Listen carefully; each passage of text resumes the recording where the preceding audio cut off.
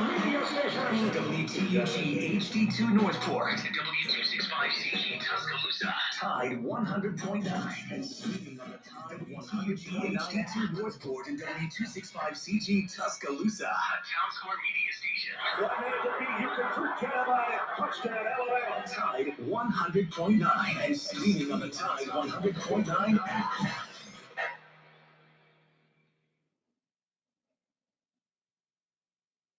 Alabama 1st and 10 on the 12. Again, Houston. He's got a hole. He's over. Alabama touchdown. I've just wondered if your listeners know how good a football player you were. I can still see you playing that fullback, knocking those players out of the way. And I think I could have run behind you. Martin, I can remember when we came to center and you were playing fullback up there. And I saw you in the weight room and watched you like you worked out in the weight room. And you were strong enough to pick up the whole weight room. I wanted to recruit you, and I ran back to the biggest mistake we ever made. The Martin Houston Show with national championship winning fullback Martin Houston, giving you 1 hour of intense, hard-hitting analysis from an insider's perspective. It's time for the Martin Houston Show on your home for Alabama sports, Tide 100.9, and streaming on the Tide 100.9 app. Take a look at it. Good morning. Welcome into the Martin Houston Show. It's a hump day edition of the Martin Houston Show, the Sound of Bama Sports, your show, your team. We're ready to get things going. We're live and local. You can get in on the conversation with X's and O's Sports, Xavier Houston, and myself, and producer and brand manager Joe Gaither right here at 205-342-9904. That's the Alabama One hotline, open for business, ready to get you in on the conversation. Or you can always join us as we are broadcasting on Facebook at Martin Houston Live and Tide 109 on Facebook, as well as YouTube at Martin Houston Live. And hey, on the newly acquired Twitter that will be finalized at some point in the future, at Martin Houston 35 on Twitter. So we have various ways for you to interact with us and get with us, but most importantly, you can be a part of the conversation. So we invite you to do just that. Remember this: trust in the Lord always, and that this is a day that He has made. So let's rejoice, be glad in it. Take some time today to notice someone, love someone, serve someone, be the difference you want to see in the world today. Talking about being a difference maker, we're going to talk about that with several different things today. Of course, we got the NFL draft coming up on tomorrow, Friday and Saturday, as NFL teams will begin to try to find that difference maker. And want to talk about is are there some shenanigans going on with the NFL draft and some Bama players, and we'll do a little true false deal no deal on that. Also, Alabama set to match an NFL record on tomorrow night. Some other interesting stories around the draft that you may or may not be aware of. Only 2 teams have had 3 quarterbacks drafted in the first round in the NFL in the 51 history draft, guys. In the last 51 drafts, only 2 teams have had 2 first rounders. 3 first rounders, and you may never guess who those 2 teams are. Also, Bama, span of time? 51 years, only 3 first-round quarterbacks from the same school in the first round. Kind of surprised me when I read that. No other SEC school has more than 2. So, that's an interesting thing. But also from a wide receiver standpoint, Alabama could potentially set a record or break a record. I think they would definitely tie the record, another record, and it resides in a guy that many wondering will he get drafted or not. So we can talk about that. We can talk about what's happening in the transfer portal. Of course, is where I'd like to kick the conversation off. There's been a lot of people say that the transfer portal is good for the players, right? In Alabama has benefited from the transfer portal, and we're going to talk about that. And then, of course, I'll start with the news, and then we'll get back into football. Quinerly returning to the Tide. True, false, guys. This immediately makes this Alabama team a better basketball team next year. I don't know. I'm undecided just for the simple fact that are we getting Quinerly from the 2021 season or are we getting Quinerly from 21-22? Yep. Yeah, I think that it really depends on which version of JQ shows up.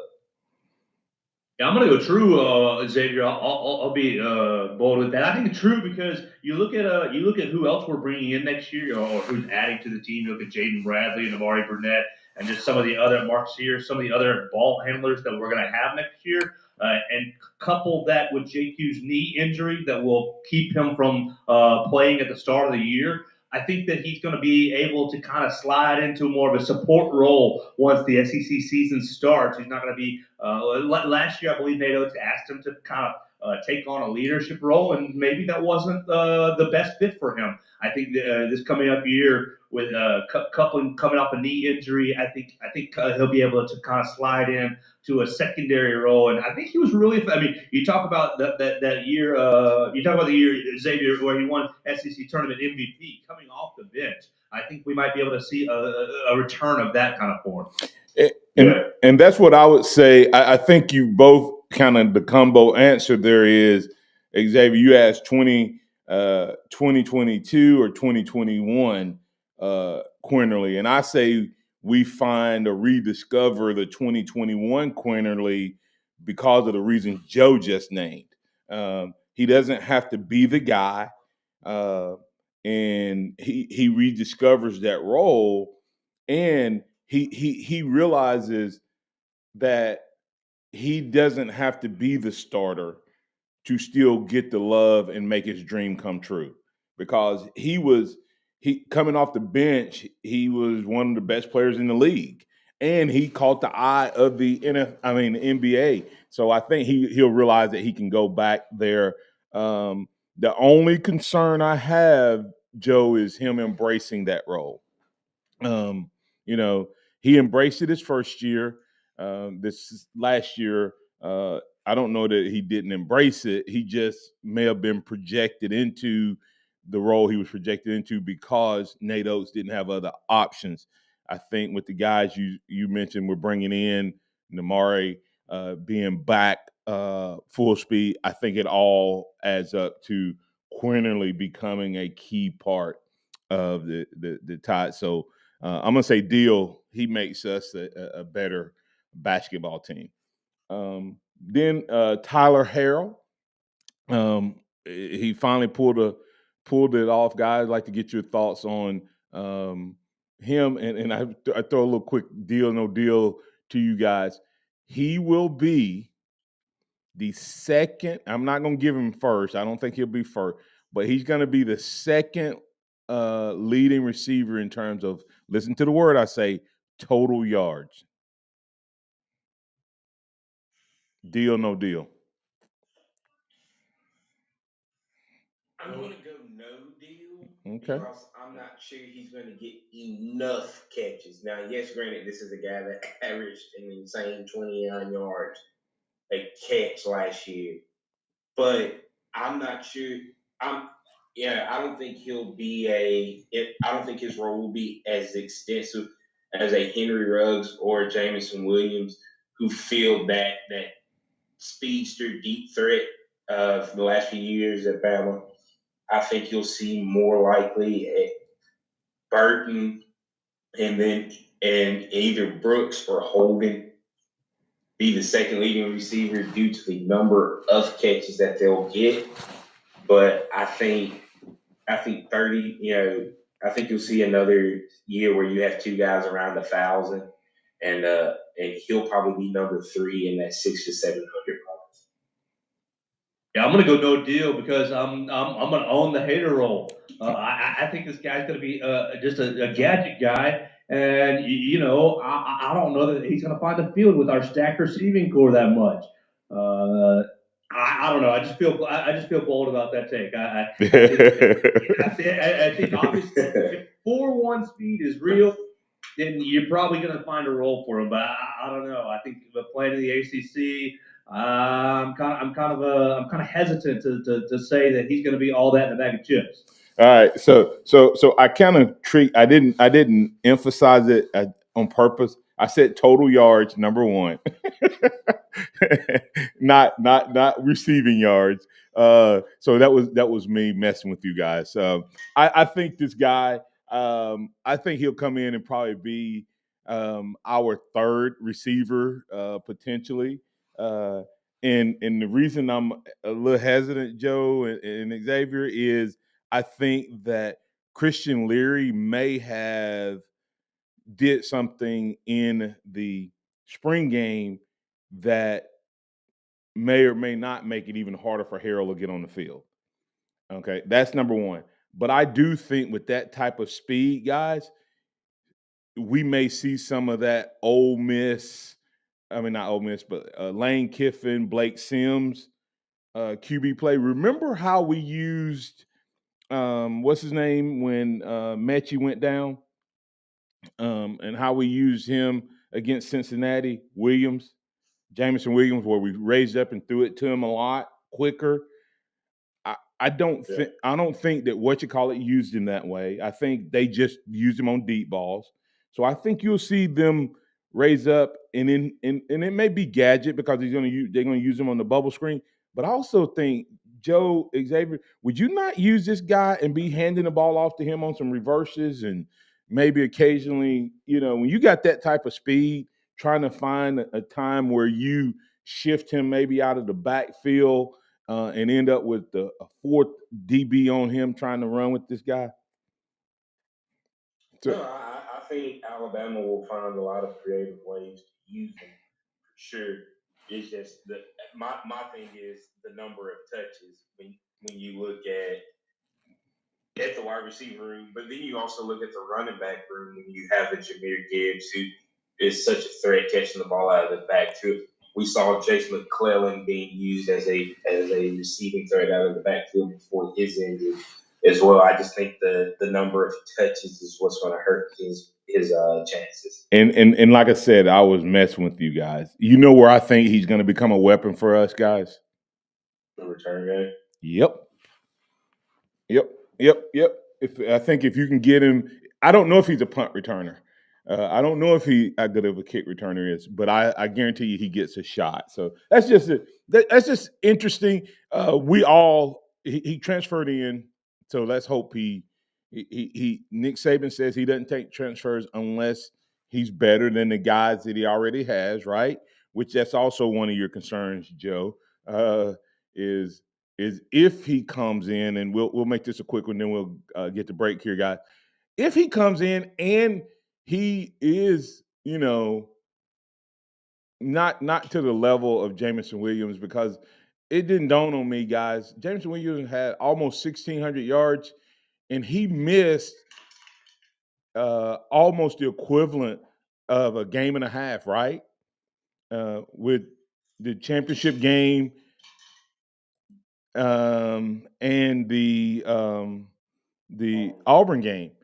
But I don't think he's going to have that type of impact. But, anyway, let's go ahead and get the break here so that we don't run too deep. But on the other side, guys, I'm going to throw out some numbers on this transfer portal, and then I'm going to ask you guys, is the transfer portal really good for the players, or do you think they need to make some adjustments and what those might be? Come back on the other side. We'll continue the conversation on the Martin Houston Show. Want to invite you to join us via the conversation on the Alabama One hotline at 205-342-9904, or put your thoughts in the chat. Remember, Alabama One has a great promotion going on where we're giving you interest rates as low as 1.99 in this world where they're creeping up, interest rates creeping up. If you're looking at getting commercial and ag equipment, or if you're wanting to get outside and play, whether it be in any type of recreational vehicle, including boats, motorcycles, RVs, UTVs, ATVs, golf carts, etc., then hey, whatever floats your boat, we have 1.99 interest rates, as low as 1.99. And all you have to do is go to our website, alabama1.org, click on the banner, complete the application, and you're in. Hey, listen, we've given away 2 of those big green eggs. We're giving away another one. We give away one every week for 12 weeks, and you can be a winner. Alabama One, alabama1.org, Alabama One together. Tide 100.9 traffic. From the Townsend Nissan Traffic Center, everything pretty quiet on this Wednesday morning. If you do see conditions throughout the day that folks need to hear about, just give me a call, 205-886-8886. Nobody does it like Townsend Nissan. They're fair, fast, fun family environment. Go see them. You'll save. I'm Captain Ray. In a collision, easy decision. Make one call to one name, Mesrano, 206-6300. No representation made the quantity legal services to be performed. Takes greater than quantity legal services performed by other lawyers. The Alabama Securities Commission protects you from financial fraud. Anyone asking you for investment money must be licensed. You're careful with your money. Fraudsters aren't. Before you invest, call our hotline at 1-800-222-1253 to verify the licensing of the person making an offer and the product. Don't lose your hard-earned money. Learn to protect yourself at asc.alabama.gov. Paid for by the Investor Protection Trust and brought to you by the Alabama Broadcasters Association and this station. Let's plan on having concessions over there. Mike is remodeling the old family drive-in movie theater. Go find Gavin. Tell him this sounds easy. He'll need a new front-of-house cast and behind-the-scenes crew. Hey, can we talk staffing real quick? I'm thinking at least 6 per shift. Indeed can help him hire great people fast. I need Indeed. Indeed you do. Our hiring platform instantly connects you with quality candidates whose resumes on Indeed match your job description. Visit Indeed.com/credit and get $75 towards your first sponsored job. Terms and conditions apply. Everything is better at Benton Nissan. At Benton Nissan of Bessemer and Benton Nissan of Hoover, you get an even bigger selection. We have more than 400 used cars on the ground. Don't pay above sticker for new cars when we have like-new used cars waiting for you. Drive a little, save a lot at Benton Nissan of Bessemer, 5487 Academy Way, and Benton Nissan of Hoover, 1640 Montgomery Highway. Benton Nissan, your friend in the car business. For qualified customers, see dealer for details. Everything is better at Benton Nissan. Tide 100.9 Tuscaloosa weather. What a beautiful day today. Sunshine in full supply, the high 76 degrees. Tonight clear with the low at 50. Tomorrow mostly sunny with a high at 80. Friday and Saturday partially sunny both days. The high Friday 83, the high Saturday at 85. I'm James Spann of the ABC 3340 Weather Center on Tide 100.9. It's 45 degrees in Tuscaloosa. Scott Smith at Stockmark Design, doing business for 17 plus years, specializing in graphic design services, commercial printing, promotional products, advertising specialties, and so much more. Basically, any and everything you would need to advertise, promote, and grow your business. Through strong partnerships, strong customer service, and creative ideas, they'll help you market and grow your business. Give Scott a call at 205-292-4680 or email scottis@comcast.net and visit them online at softmarkdesign.com. Interact with the Martin Houston Show by calling us at 205-342-9904 or tuning into the Martin Houston Show on Facebook.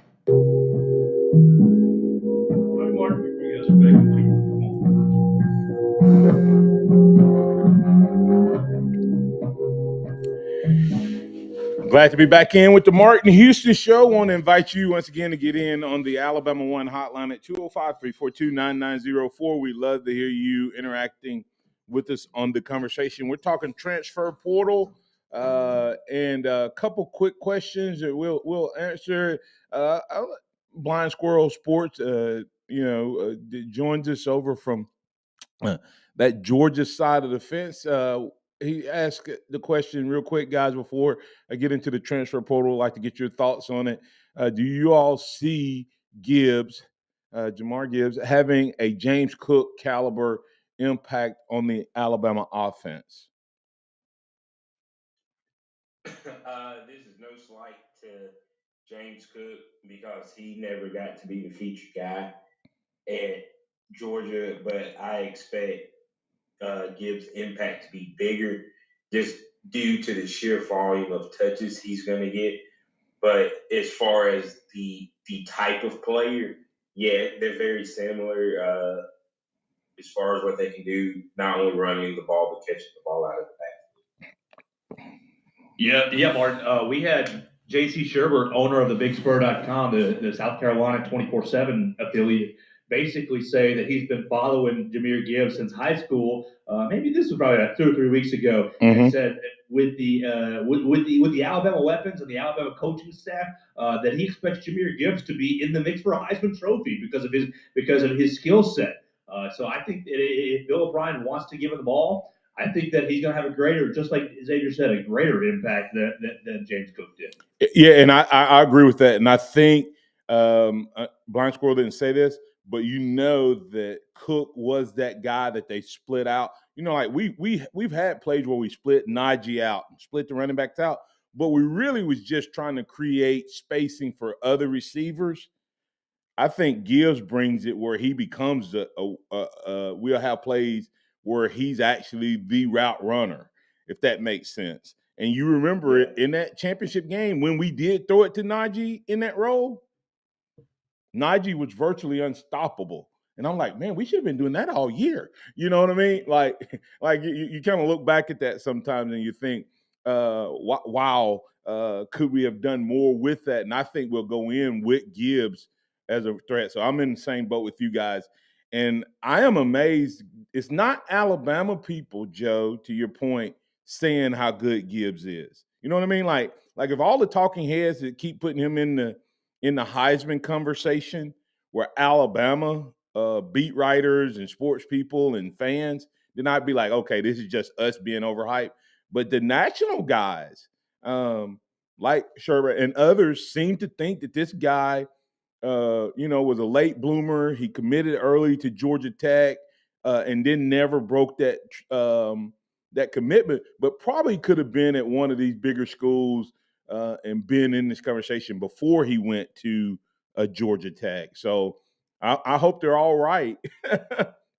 Yeah, and here's another question. I'll encourage people to write in and comment. So I want to make sure I include it in the conversation, guys. CJ Watson says, what intrigues me about this kid, talking about Harrell, is what we talked about a few weeks ago, that the Louisville head coach said about how hard he was working to become a better all-around receiver with his route running, etc.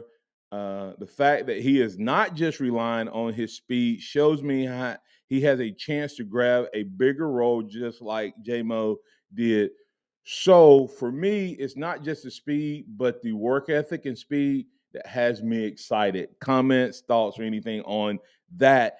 And could this kid, if he's really did what the coach said, who, by the way, the head coach of Louisville said the day before, I think he went in the portal, that this kid worked harder than any player he's had since he's been at Louisville to improve his route running and become more than a speed guy. If he's successful in that, does that change your thoughts on him possibly having a bigger role if he's more than a speed guy?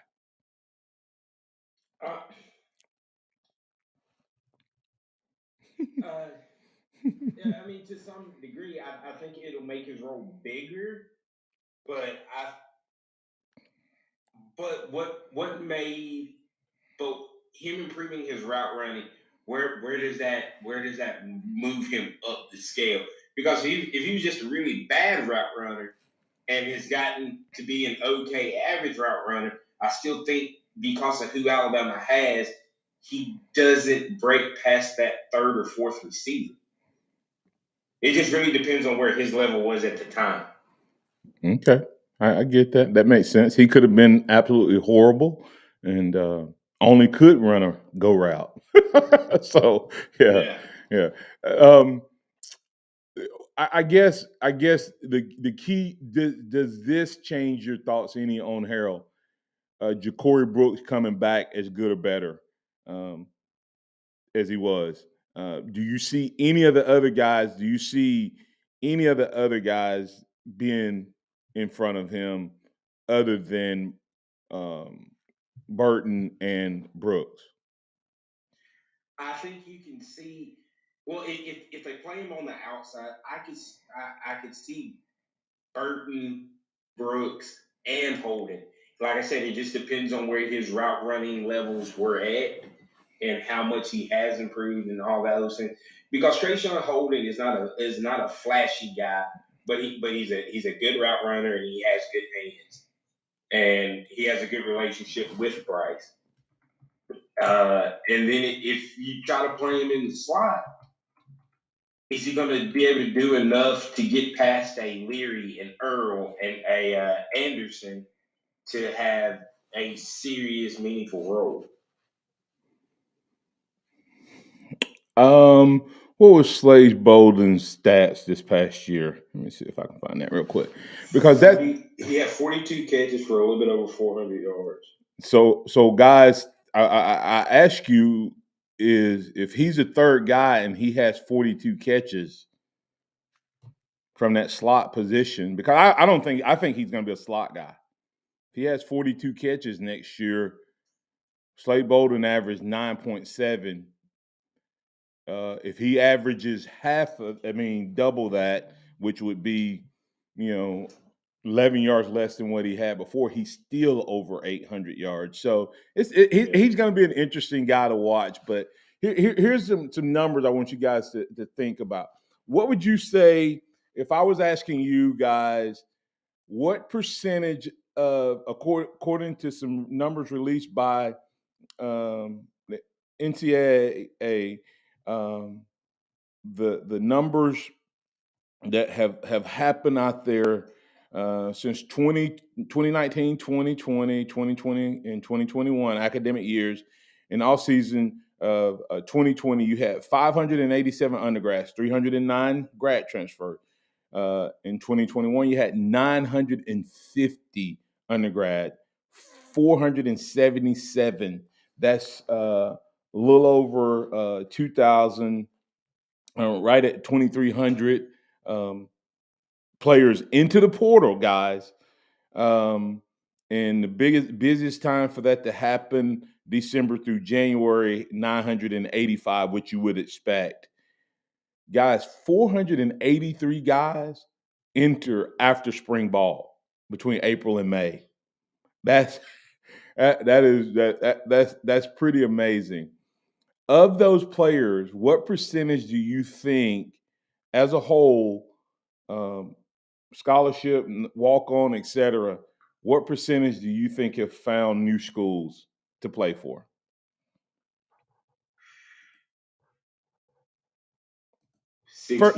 60. Joe, you got a thought in there? I'm sorry, you're talking about the transfer portal? How many people are still in there? No. What percentage of players? It's been almost over 2,300 to go in the last 2 years. What percentage of the players do you think that have entered the portal, scholarship or walk on, that have found a new home? New school to play for. 20%. Okay, and Xavier said 60. If you take you two guys together, y'all hit the nail on the head. Four out of 10 players are actually finding a new school to play for. That's scholarship, walk on, etc. Here's the thing: 54% are reporting that they're enrolling at a new school. So that sounds a little higher, right? But when you start looking at the numbers, 41% have not found a new school at all, or are still looking, or transferred to a non-NCAA school, or left the sport completely. Okay? Now, Xavier, you were right on when it comes to scholarship players. Boom. Scholarship players, 59% have found at another level. So that's the highest percent of anything I've seen in here. 59% have gone on to an FBS school. Okay, that's scholarship players. That's not all FBS players now. That's all scholarship players who have put their name in the portal. 8% left their scholarships and became walk-ons at new schools. 33% remain without any type of destination. 18, now this part, you might, because everything else is sounded pretty harsh so far, right? I mean, Yeah. but 18% of walk-ons that transferred have found a scholarship at a new school. So, that's good for the walk-on guys. Yeah. About 1/3 of the FCS transfers land a scholarship at a new school. That's good news, right? I mean, these are the guys that go to the FCS, the smaller schools. They're transferring and finding new schools. 36%, of them finding new schools to sign with at some point. So 10% of all FBS and FCS college football players enter the transfer portal. So 10%, one out of every 10 players in the country that plays FBS and FCS is in the portal in 2020. Grew to 12% for FCS this past year, last year, and 16% for FBS. So you can see what's happening, right? There is 20. Actually, the number has gone up. It's 2,500 now, the most of any college sport, but not on from a percentage standpoint. It's not. So, guys, just with those numbers, is the transfer portal working out a good deal for the players or not? I mean, I guess it really depends on how you look at it. When you look at it from the overall total, maybe not. But for the guys who proven themselves at a lower level at a smaller school to get an opportunity to move up and improve it against the best of the best, it seems to be working out for the most part. It seems to be some of these guys, from what I've seen, some of these guys that come from bigger schools where they didn't get on the field or whatever, like in Kyle Edwards, who redshirted in the 2020 season and then literally had to sit out the entire 2021 season looking for a school to want them. Those seem to be the guys, from what I understand, that struggle for. Martin, I think that the issue with the transfer portal is these athletes maybe are not very self-aware. Yeah. Yep. And that's a dangerous thing because on the onset, I think the transfer portal is a very good thing. But I think if you're going in the portal right now, you really need to know that Coach X at University Y wants me, or I know Coach Z from my recruitment, or this, that, and the other. I think you look at what's going on in the basketball transfer portal, Martin. I know we were talking football. No, you're fine. Go ahead. With basketball, Nate Oates, we had a handful of guys go in the transfer portal, and I've heard, we're interested in this player and that player and this player, and I wonder how a coach goes about saying, "Hey, I'm interested in you," and then they hear, "Oh, well, player X is in the portal now. Oh, I'm not interested in you anymore. I'm going after player X." Where do you determine, okay, this player is good enough for a replacement? I think the portal, it's a double-edged sword. I think if you are very secure in yourself, if you know, okay, well, this is where I probably belong in an FBS school, or I probably belong in an FCS school. Maybe it helps the guys who didn't make the great choice out of high school. But I think you really need to evaluate and kind of have good advice in your ear if you're considering going into the transfer portal. Yeah, it's risky when the success rate for scholarship players equals a failure rate of 41%. I mean, think about that for a second. You're not talking about Martin? Yeah, that's what Xavier was just talking about, man. I mean, you think about this guy was on scholarship at Alabama. Someone told him, well, I think that's part of the problem, Joe. And I know this sounds crazy. I and this is hard for I know people saying, well, you shouldn't, but I'm not sure that they shouldn't have to talk to have somebody that they have to talk to. It may not be the head coach. It may be some I don't know. You know, like agents in the NFL, before a guy goes a free agent, his agents already shopped him, right? Before he, upsets his current team. He knows that his current team still wants him, and he knows that there's other teams. These kids go off of what mom and daddy said, what somebody else is saying, and then they don't talk to the coach that they're with. And so they're upset. I think that some of these guys, something goes bad, they get disciplined. You know what I mean? Like there were times that I would have, if the portal was out there, Joe, I would have left before my national championship winning season and before I got a chance to start. But you know, one of the things that kept me from probably transferring, Joe, I would have. No, not just that. I had to go talk to Coach Hollins to get released. Okay. I mean, I know that sounds funny, Joe, but the reality of it is, I couldn't just tell Coach Hollins, "Hey, put my name in the portal. I want to leave." If I wanted to leave and be released, I had to go talk to him. You know what I mean? And that made me think about it for one more day. Then I came back to practice and realized that what I was so upset. The other part, Joe, and this is where I think Dabo is talking. Man, there's a lot of kids who are missing out on educations now.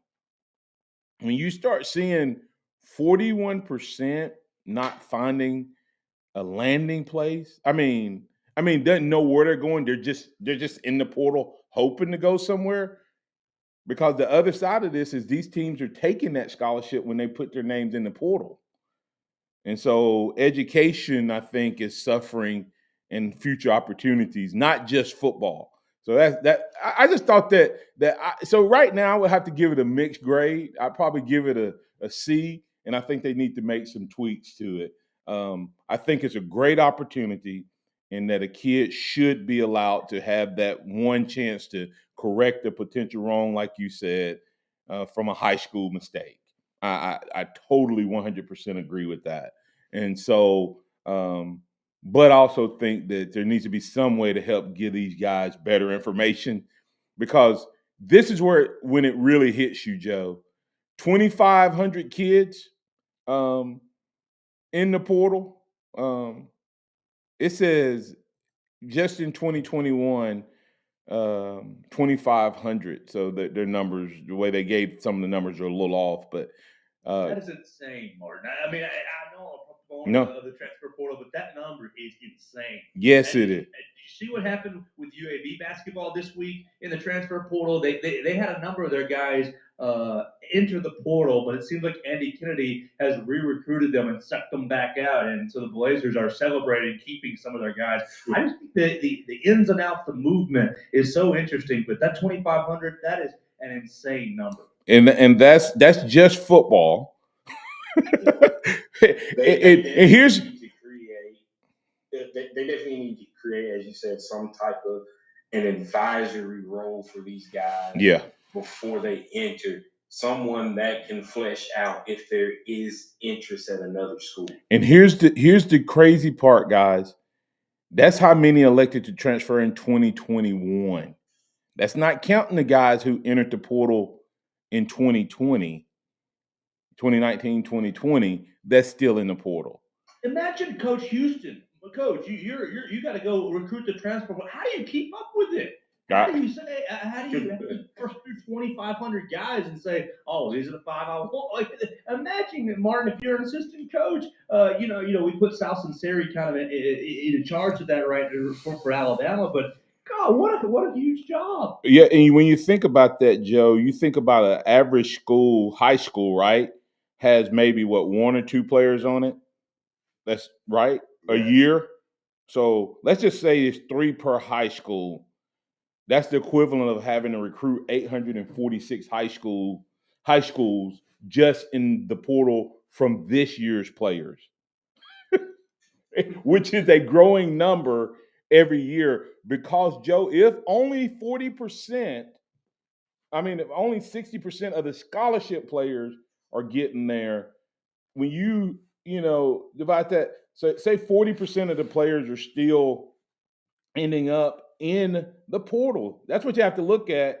You know, you're looking at this unbelievable number of 1,000 players a year or more still being left in the portal. And building on itself, and the trend is trending upward. So you got 1,000 or so kids every year that think they're going to land somewhere else, and they're not. So I know. Hey, let's go ahead and take a quick break here, and then we'll come back on the other side and talk a little bit. If you're out there listening and you want to get in on the conversation on that, you're welcome to do so. But we're going to transition to a little NFL draft on the other side. You listen to the Martin Houston Show on Tide 100.9. Tide 100.9 traffic. From the Townsend Nissan Traffic Center, everything pretty quiet on this Wednesday morning. If you do see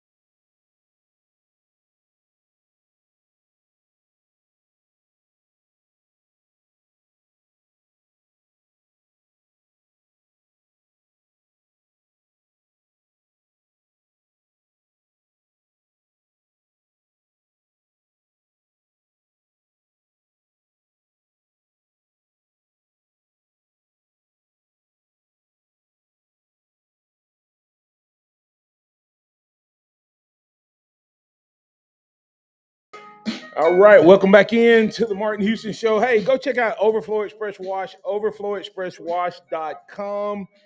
Andy Phillips and his team do a great job of helping you keep your car clean inside and out. So go check them out. Hey, guys, we did have a question from Virgil Williams asking, what's the ratio of the Bama players entering the portal to landing somewhere? It seems like 100% the saving effect.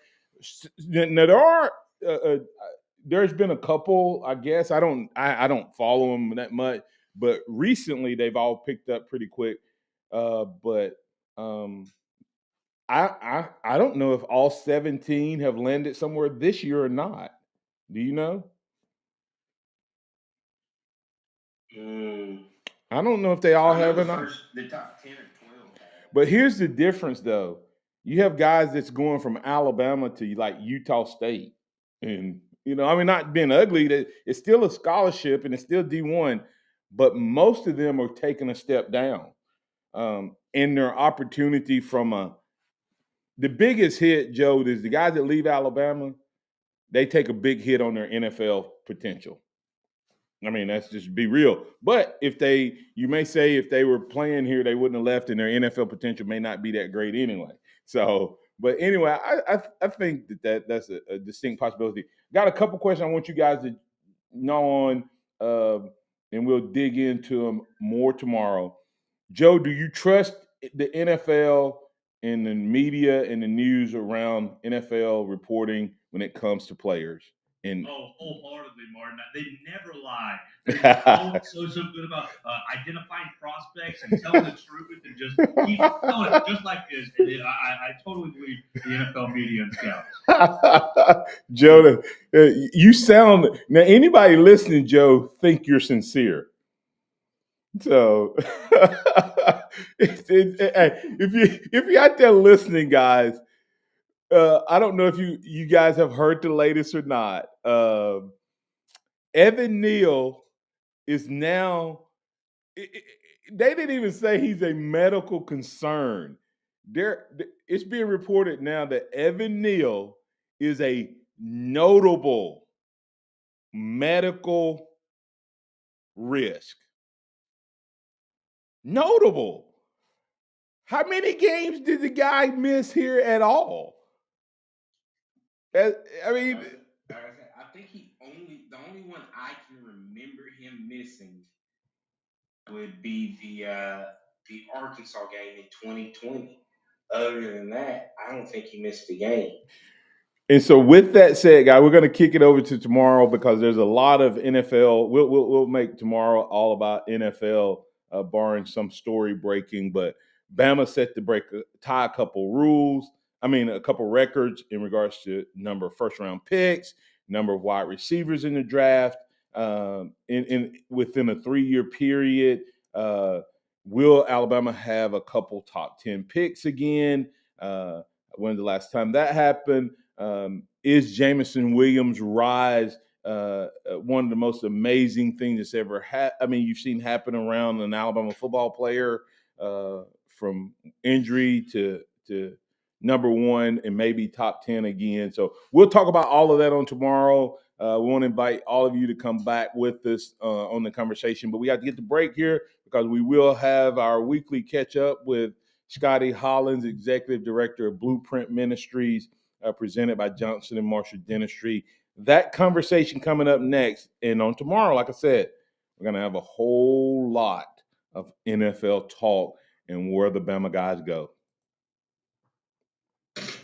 Here's what's trending on the Tuscaloosa thread. Good Wednesday morning. At this moment, 11 years ago, a Wednesday morning, Alabama was in the midst of the 2011 tornado super outbreak. The event spanned several days, and some communities like Tuscaloosa experienced multiple strikes. But it was April 27th where waves of long-track tornadoes from sunrise to sunset took the lives of 240 Alabamians, 44 here in Tuscaloosa. Click TuscaloosaThread.com for more coverage. I'm Don Mertz. Town Square Media, Tuscaloosa. In a collision, easy decision. Make one call to one name, Mesrano, 206-6300. No representation with the quantum legal services to be performed. Experience the quantum legal services performed by the law. Colorectal cancer doesn't stop for COVID-19. Hello, I'm Dr. Cecilia Burrington. If you are age 45 or older, it's time to return to care and get tested. The government requires insurance companies to cover not only colonoscopy, but a range of tests, including virtual colonoscopy and other less invasive exams. Talk to your doctor about your options today. For more information on virtual colonoscopy, visit radiologyinfo.org. Straight Talk Wireless now has the new iPhone 13 with cinematic mode, which lets you focus on what matters. And with Straight Talk, you can focus on getting the best deal. Our Silver Unlimited plan is just $45 a month for unlimited talk, text, and data. And it runs on the largest, most dependable networks, now with nationwide 5G. With the iPhone 13 on Straight Talk, you can share whatever you want, wherever you want. Straight Talk Wireless. 5G capable device required. Actual availability, coverage, and speed may vary. See terms and conditions at straighttalk.com. The sound of Bama Sports. Your show, your team. The Martin Houston Show on your home for Alabama sports. Tide 100.9 and streaming on the Tide 100.9 app.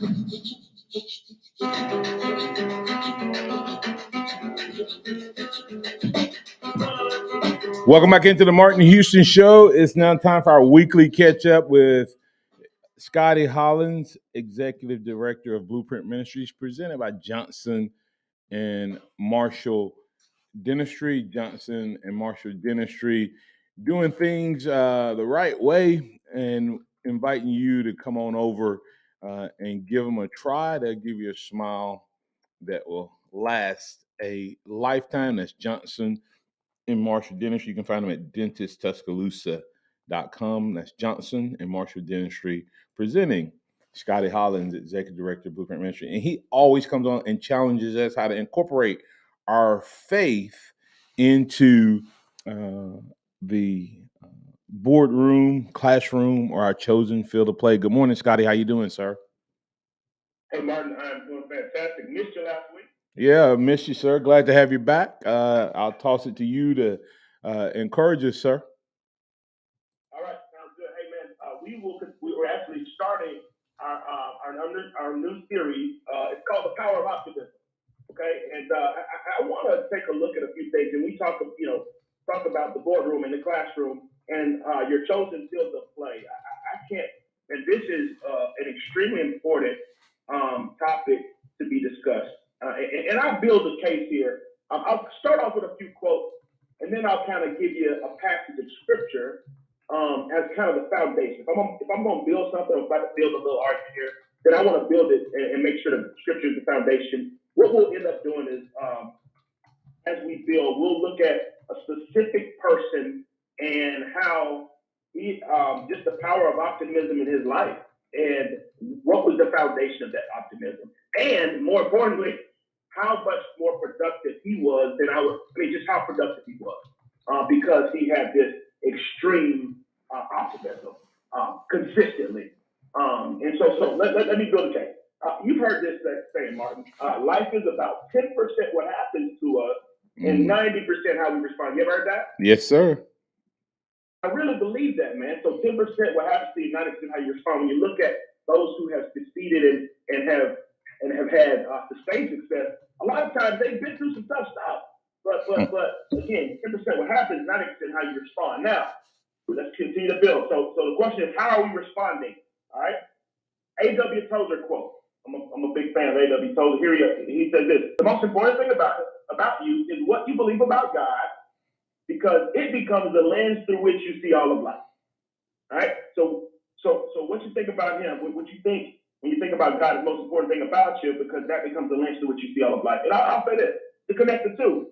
We said life is about 10% what happens to us, 90% how we respond. Well, our view of God and what we think about him, again, that becomes the lens through which, guess what? We see all of life, and it becomes the lens through which we respond. Okay? And so one thing I've said before is, hey, if you see God as big, then your problems will always be small. Right. If you see God as small, then your problems will always be big. So anyway, all right, here's the passage. And this is Paul, like literally charging the church at Thessalonica to kind of walk in optimism. And then again, we'll look at the foundation of it. He says, rejoice. This is 1 Thessalonians 5:16-18. He says, rejoice. This is Martin. Rejoice always. Martin,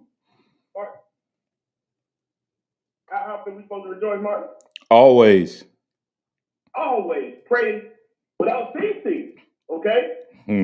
Give thanks. Listen to this. Now, I'm just telling you, this is some extreme optimism, man. And we're going to actually uncover his secret and uncover kind of what was happening here. He says, give thanks in all things. But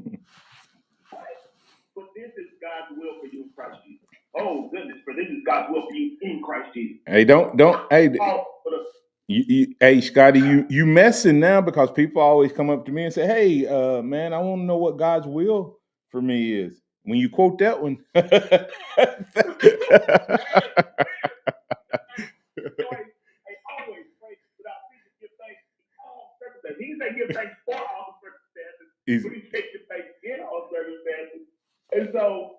I want us to think about this. What was Paul? How was he able to do that? Here's the thing: what you believe about God is the most important thing about you, because it becomes the lens through which you see all of life. Here's what was true about Paul: Jesus Christ was his life. You got me? He wasn't like an addition to his life. Like, yeah, let's make sure we.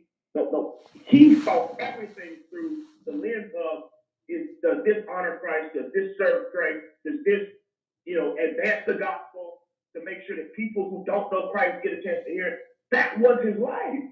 So when we think about the power of optimism, I'm gonna I know our time is short, so you know what? Here's what I'll do. What we will be doing for the next couple of weeks is I'll give you a short intro, and then what I'll do is just kind of recap what I just said, and then what we'll do is we're just looking at Philippians for now, for the next like 4 or 5 weeks, and what we're gonna do is look at little snippets, little snapshots of his life. Okay, and let me give you a little, I guess what do you call it? When you spoiler alert. Paul is writing all of this stuff from jail. Okay? So he's writing from prison, and I want you to hear these snapshots of extreme optimism, and then I'm going to keep pointing it back to, again, how's that possible? Because Christ was his life. And so, and I'm going to just connect the dots. Yeah. When you think about, again, having that success in life and in everything you do, your response is important. And when everything is always saying, hey, I want to honor Christ, then there's always a bright side. Yeah, and Scotty, I would quickly add to that and build off of that. We'll do that next week for sure. I tell people, don't make Jesus first, because if he's first, he can be second, third, or last. Make him the center, and all the spokes run out from there. A wheel without good spokes or missing spokes coming from a center hub probably has a little wobble or flat spot. So remember that. And then, hey, let's take something from our coach that we love to talk about. What does Nick Saban say? Never waste a failure, right? So that's another means of, working through things. And of course, we know God causes all things to work together for the good of those who love him and call according to his purpose. So this is going to be a really good time. I try to be an eternal optimist and encourager. So, Scotty, I am looking so much forward to this, and appreciate you bringing it to the house. Tell them real quick where they can find you, sir. Absolutely. You go to www.blueprintsoflucid.com. You can send me a message there. It comes straight to my email. All right, that's Scotty Hollins, Executive Director of Blueprint Ministries, presented by Johnson and Marshall Dentistry. Catch up with you next week, Scotty. Thank you, bro. All right. Hey, and that means that it's time for us to get out of here. On tomorrow, we'll pick back up with X's and O's Sports, Xavier Houston, and, of course, our brand manager, Joe Gaither, who is producer extraordinaire. Thanks, X. Have a great day, man. Yes, sir. You have a good one as well. All right. Roll Tide to all my listeners and followers and chatters and interactors. We appreciate you. And we remember this: trust in the Lord always, lean not in your own understanding. In all your ways acknowledge him, and he will direct your path. Roll Tide, everybody.